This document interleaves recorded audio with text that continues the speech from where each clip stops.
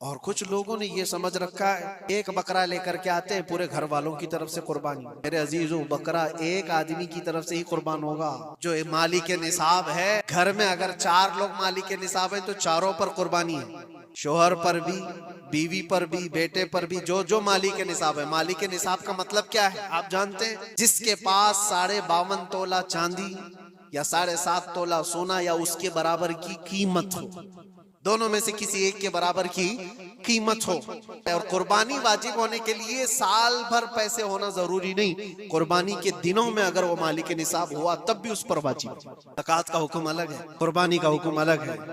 ہاں بڑے جانور میں 7 حصے ہو سکتے ہیں. اونٹ ہوا یا بیل بھینس، یہ جو بڑے جانور ہیں ان جانوروں میں 7 حصے ہو سکتے ہیں اور ان میں شریک ہونا جائز ہے. لیکن 7 لوگ جو شریک ہو رہے ہیں ان کے لیے بھی شرط ہے کوئی ایک بندہ بھی اس میں غلط عقیدے والا بھی نہ ہو اور گوشت کی نیت سے شریک نہ ہوا ہو، بلکہ سب قربانی کی نیت سے آئے ہوں تو سب کی قربانی ہوگی. یہ خیال بھی رہے ضروری ہے. جانور شریعت کے مطابق کا لے، عیب دار جانور کی قربانی نہ کرے. لاغر ہو، کمزور ہو، سینگ ٹوٹا ہوا ہو، کان کٹا ہوا ہو، پیر کٹا ہوا ہو، دم کٹی ہوئی ہو، یا اتنا کمزور کہ چل نہیں سکتا، کھڑا نہیں ہو سکتا، ایسا عیب دار جانور نہ لے. اور دوسری چیز، عیب کس کو کہتے ہیں؟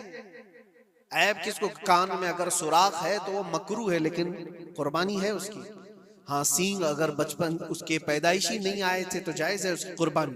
آئے تھے اور ٹوٹ گئے تو اس کی مقدار بتائی گئی ہے. 1/3 حصہ اگر ٹوٹا ہے تو اس وقت تک جائز ہے. اس سے زیادہ جڑ سے ٹوٹے ہوئے ہیں تو قربانی جائز نہیں.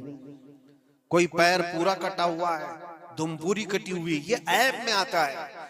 عیب دار جانور کی قربانی جائز نہیں کرے گا تو وہ گنہگار ہے. افضل کیا ہے؟ افضل تو یہ ہے کہ اللہ نے تم پر واجب کیا تم جاؤ اپنے ہاتھ سے کرو. تم جاؤ، کیونکہ حدیث پاک میں ملتا ہے کہ تم اپنے ہاتھ سے قربانی کرو اگر طاقت رکھتے ہو. اس کے خون کا قطرہ گرنے سے پہلے تمہارے پچھلے سارے گناہ اللہ معاف فرمائے. یہ افضل ہے. یہ ساری باتیں تھی جو عید قربان سے ریلیٹڈ تھیں. اللہ کریم ہم سب کو اس کی رضا کے لیے قربانی کرنے کی توفیق عطا فرمائے.